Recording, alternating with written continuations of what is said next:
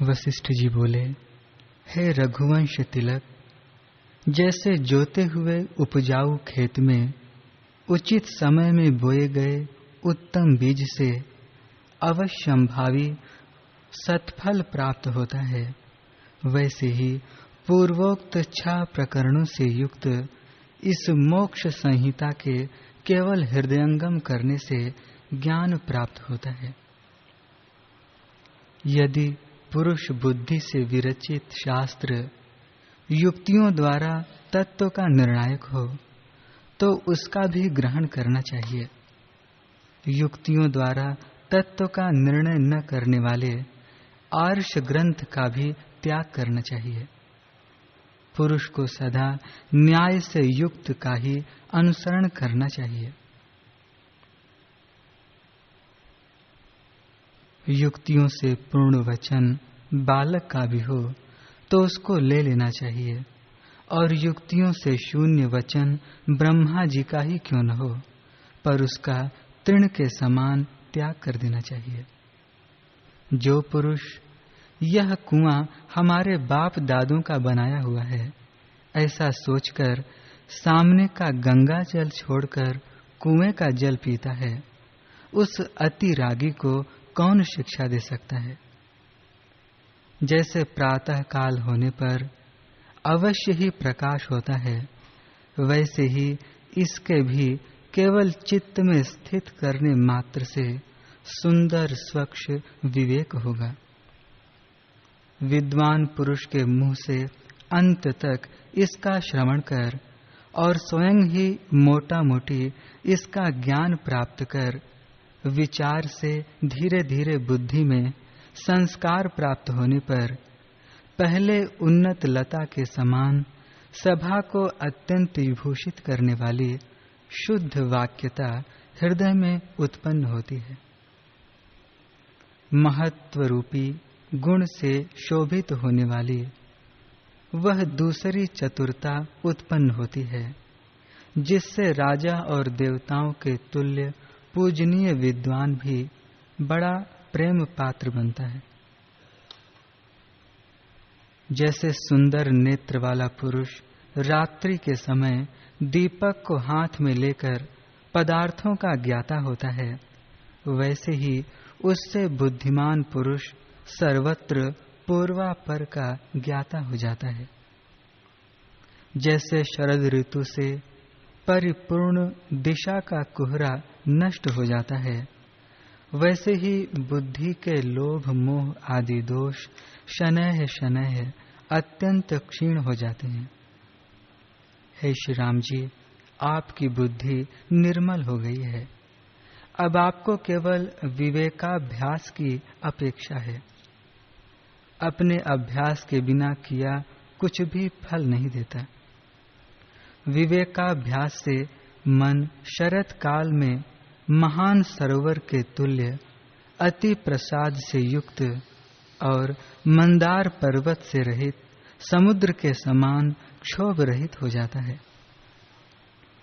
हे श्री रामचंद्र जी, इस ग्रंथ के अभ्यास से जिसमें व्यामोह रूपी काजल की गंध भी नहीं है, ऐसी रत्न दीपक की लौ के समान जिसका अज्ञान रूप आवरण नष्ट हो गया है, अतएव पदार्थों के विभाग से युक्त प्रज्ञा अत्यंत दैदीप्यमान हो जाती है। जैसे कवच और शिरत्राण आदि से सुसज्जित योद्धा को बाण छिन्न भिन्न नहीं कर सकते, वैसे ही दीनता, दरिद्रता आदि दोषों से भरी हुई दृष्टियां इस ग्रंथ के अभ्यास से धन आदि विषयों में असारता ज्ञात होने के कारण मर्म छेदन नहीं कर सकती। प्रस्तुत ग्रंथ का ज्ञाता भय हेतुओं के सामने खड़ा क्यों न हो, फिर भी जैसे बाण पत्थर की चट्टान को नहीं काट सकते, वैसे ही भीषण सांसारिक भय उसके हृदय को पीड़ित नहीं कर सकते। क्रमशः दैव और पौरुष की प्रधानता के हेतु जन्म और कर्मों की आदिता कैसे होगी?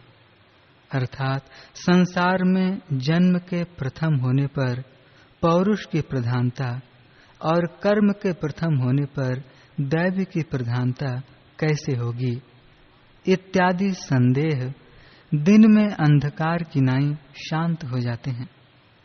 कारण कि इस ग्रंथ के सुनने से जन्म और कर्म में अविद्या मूलक मिथ्यात्व का निश्चय हो जाता है।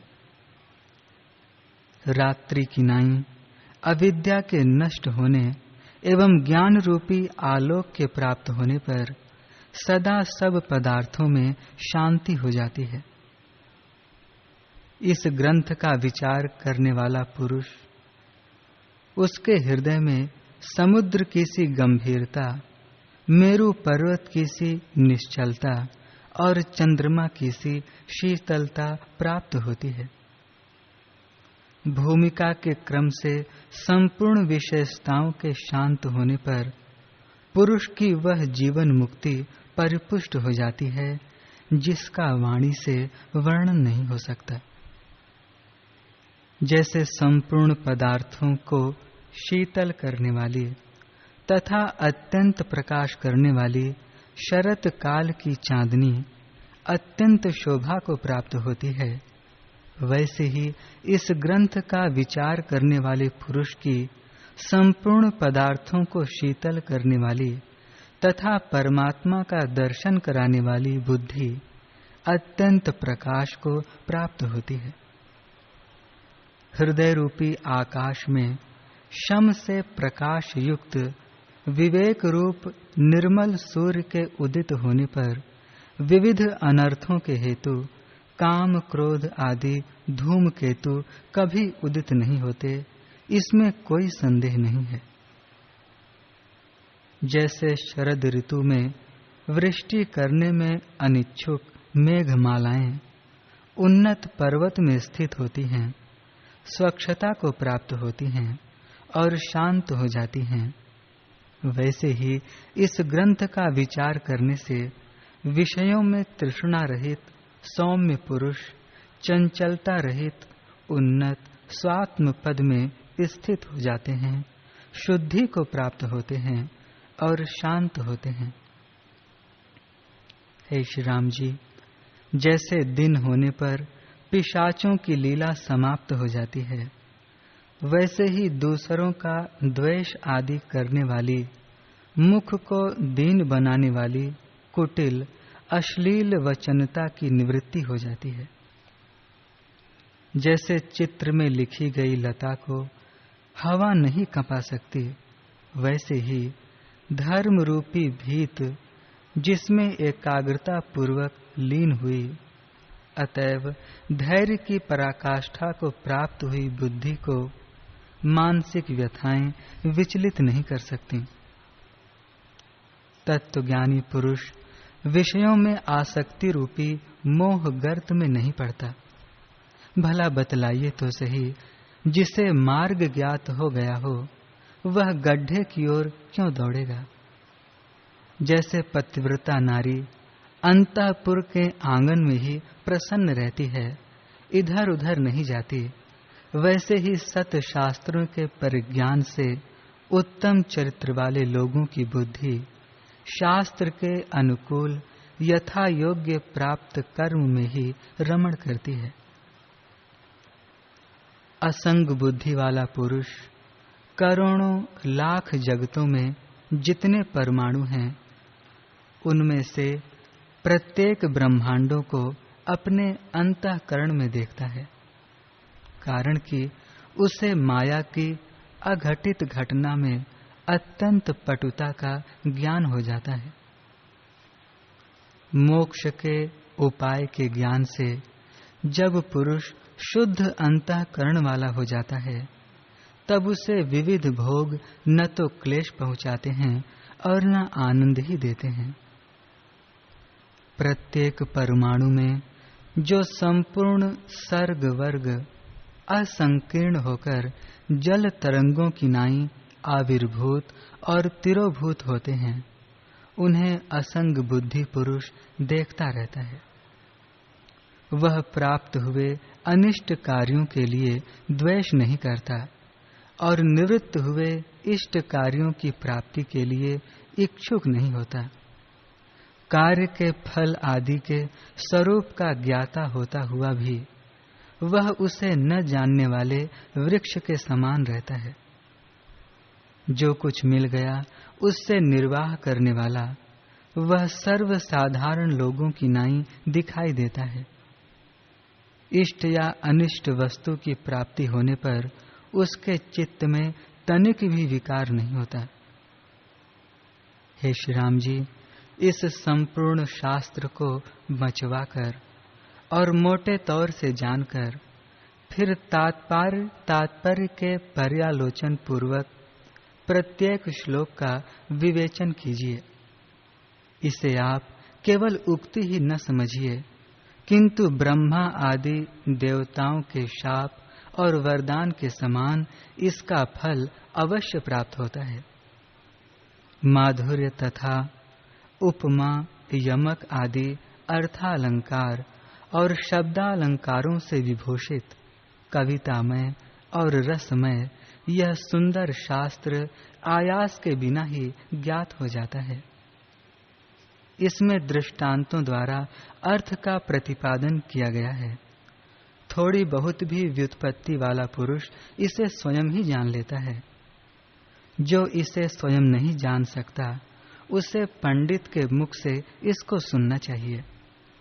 इसके सुनने, विचार करने और जानने पर मनुष्य को मोक्ष प्राप्ति के लिए तपस्या, ध्यान, जप आदि किसी की भी आवश्यकता नहीं रहती, कारण कि तपस्या, ध्यान, जप आदि का फल इसके फल से गतार्थ हो जाता है। इस ग्रंथ का खूब अभ्यास करने एवं पुनः पुनः इसके पर्यालोचन से चित्त संस्कार पूर्वक अपूर्व पांडित्य होता है। यद्यपि अन्य ग्रंथों के अभ्यास से भी पांडित्य होता है, तथापि वह चित्त संस्कार पूर्वक नहीं होता। इसलिए इस ग्रंथ के विचार से जनित पांडित्य को अपूर्व कहा है। हे श्री राम जी, जैसे सूर्योदय से पिशाच स्वयं नष्ट हो जाता है, वैसे ही मैं और जगत इस प्रकार का अति प्रौढ़ दृष्टा और दृश्य रूप पिशाच अनायास नष्ट हो जाता है। अर्थात दृष्टा और दृश्य दोनों के शांत होने से चिन्ह मात्र शुद्ध आत्मा अवशिष्ट रहता है। मैं और जगत इत्याकारक भ्रम नष्ट हो जाता है, केवल अधिष्ठान ही शेष रह जाता है। जैसे स्वप्न मोह के ज्ञात होने पर वह भ्रम पैदा नहीं करता, वैसे ही यह भी भ्रम पैदा नहीं करता। संकल्प निर्मित नगर के पूर्णतया बन जाने पर हर्ष नहीं होता और उसके भंग हो जाने से विषाद नहीं होता, वैसे ही यह जगत भ्रम कल्पना मात्र है। ऐसा ज्ञात होने पर फिर यह क्लेश कारक नहीं होता। यह चित्र लिखित सर्प है, वास्तविक सर्प नहीं है। यों ज्ञात होने पर चित्र सर्प दर्शन जनित भय प्रदान नहीं करता, वैसे ही दृश्य रूपी सर्प का परिज्ञान होने पर यह सुखप्रद अथवा दुखप्रद नहीं होता। जैसे यह चित्र लिखित सर्प है, ऐसा ज्ञान होने से चित्र सर्प की सर्पता नष्ट हो जाती है, वैसे ही संसार के यथार्थ स्वरूप का ज्ञान होने पर अधिष्ठान परिशेष पूर्वक संसार शांत हो जाता है। फूलों और पल्लवों के मलने में भले ही कुछ प्रयत्न करना पड़े, पर परम पद प्राप्ति में तनिक भी यत्न नहीं करना पड़ता। फूल की पंखुड़ी के मर्दन में भी अंगों में व्यापार होता है, परमार्थ पद प्राप्ति में तो बुद्धि व्यापार का भी रोध हो जाता है। अंग प्रत्यंगों के व्यापार की तो कौन कहे।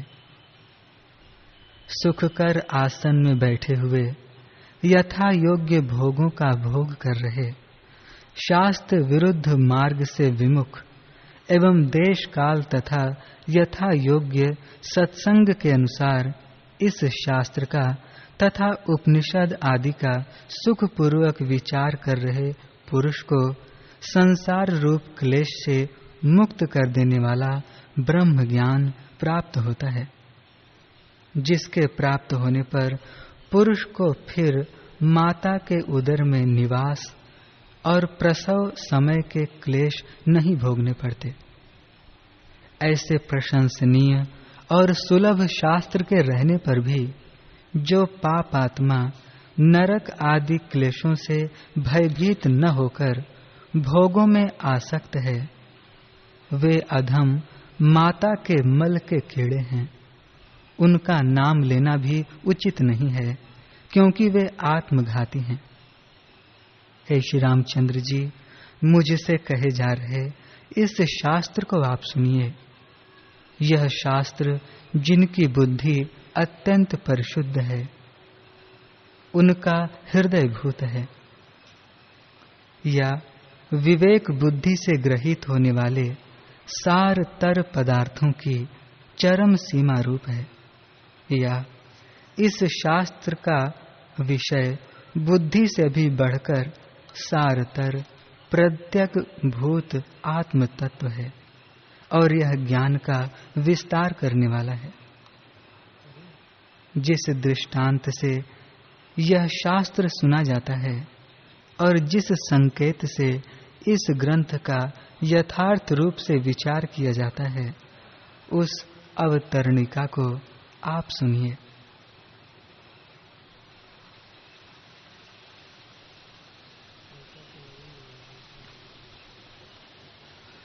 हरि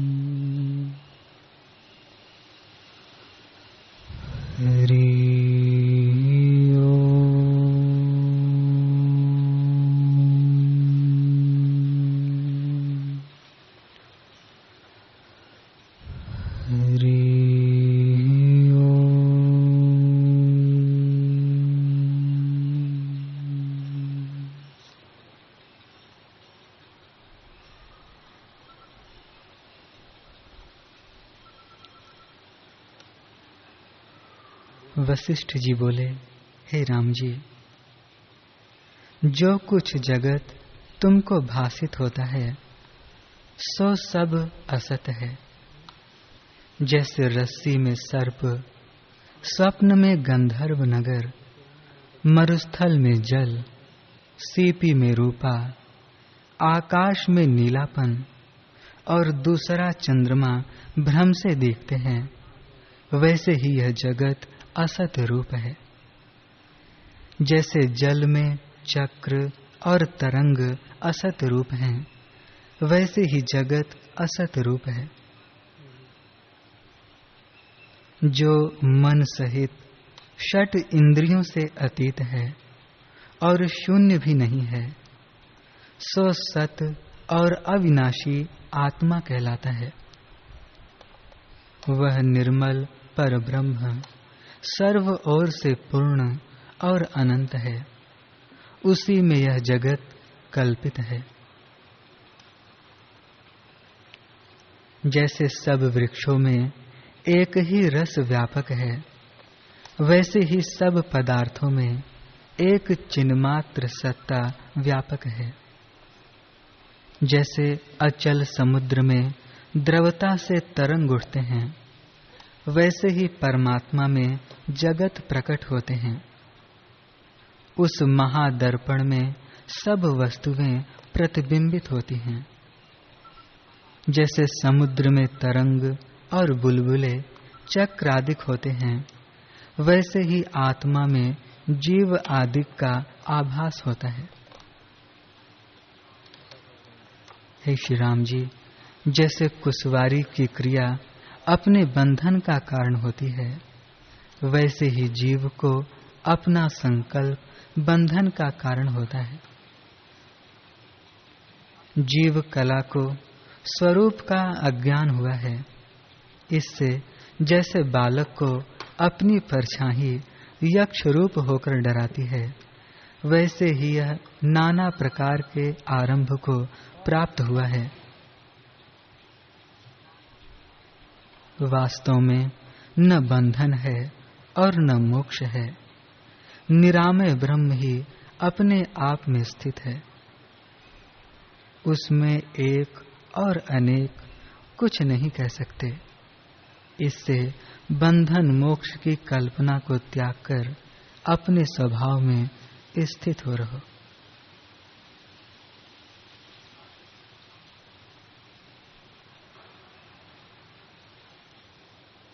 हे श्री राम जी, जैसे द्रवता से जल ही तरंग भाव को प्राप्त होता है, वैसे ही चिन्ह मात्र ही संकल्प के स्फुरण से जीव होता है, और वह जीव संसार में कर्मों के वश भ्रमता हुआ भी अपने को करता देखता है। पर सर्व आत्मा परब्रह्म करता हुआ भी कुछ नहीं करता। जैसे सूर्य के प्रकाश से सब चेष्टाएं होती हैं, पर सूर्य अकर्ता है, वैसे ही आत्मा की शक्ति से जगत चेष्टा करता है, पर आत्मा सदा अकर्ता है। जैसे जल में तरंग उठते हैं, वैसे ही आत्मा में देह आदि प्रकट होते हैं। जैसे सुवर्ण में भूषणों की कल्पना होती है, वैसे ही आत्मा में मोह से सुख दुख कल्पित होते हैं, पर आत्मा में कुछ कल्पना नहीं। शुद्ध आत्मा में मूढ़ों ने सुख दुख की कल्पना की है, पर जो ज्ञानवान हैं उनको मन चित्त सुख दुख सब आकाश रूप शून्य है। वे जरा मरण को नहीं प्राप्त होते, सब कार्य करते देख पड़ते हैं, पर हृदय से सदा अकर्ता रूप हैं। जैसे जल और दर्पण में पर्वत का प्रतिबिंब पड़ता है, परंतु उसे स्पर्श नहीं करता, वैसे ही ज्ञानवान को क्रिया स्पर्श नहीं करती। शरीर के व्यवहार में भी वह सदा निर्मल है। जैसे शुद्ध मणि में नाना प्रकार के प्रतिबिंब पड़ते हैं, पर उनसे वह रंजित नहीं होती, वैसे ही आत्मा में मन इंद्रियां और देह दिखते हैं, पर उसे स्पर्श नहीं करते। जैसे सब मीठे पदार्थों में एक ही मिठाई व्यापी है, वैसे ही सब पदार्थों में एक आत्मसत्ता व्याप रही है।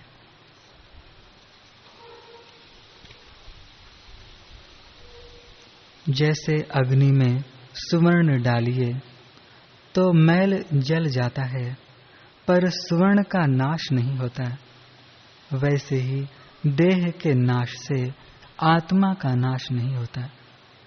वह तो नित्य शुद्ध अवाच्य और अचिंत्य रूप है।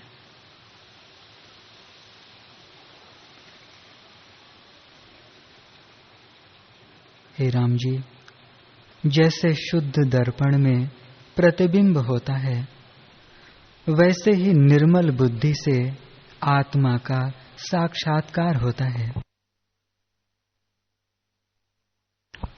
वह संकल्प से रहित अपने आप में स्थित है।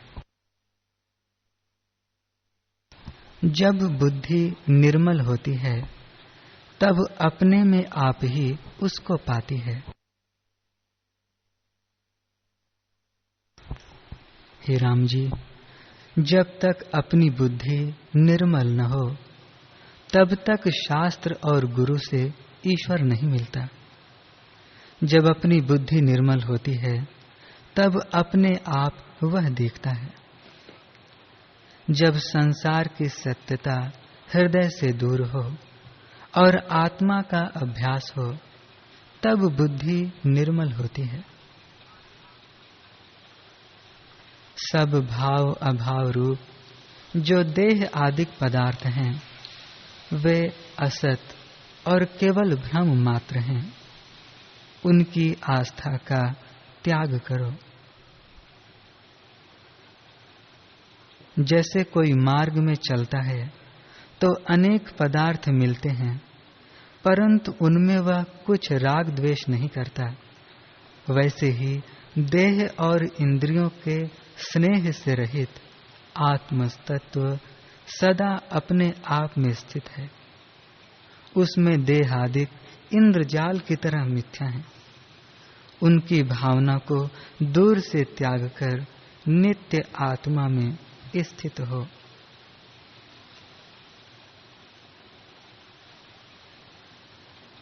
हे राम जी, जीव आप ही अपना मित्र है और आप ही अपना शत्रु भी है, क्योंकि आत्मा में और का सद्भाव नहीं। आत्मा में आत्मा का ही भाव है, द्वैत नहीं।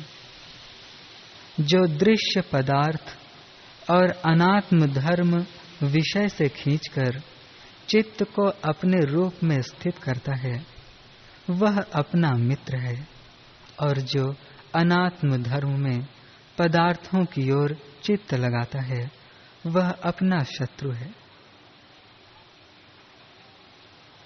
वास्तव में जो कुछ दृश्य प्रपंच है वह भी आत्म रूप है। आत्मा से भिन्न कोई वस्तु नहीं। जैसे समुद्र में जल से भिन्न कुछ वस्तु नहीं, सब जल ही जल है, वैसे ही आत्मा से भिन्न जगत कोई वस्तु नहीं। सब में अनुस्यूत, सब में व्याप्त एक आत्म सत्ता ही स्थित है। जैसे अनेक घटों के जल में एक ही सूर्य का प्रकाश प्रतिबिंबित होता है, वैसे ही अनेक देहों में एक ही आत्मा व्याप रहा है। वह न अस्त होता है और न उदय होता है। सदा एक रस अविनाशी पुरुष ज्यों का त्यों स्थित है।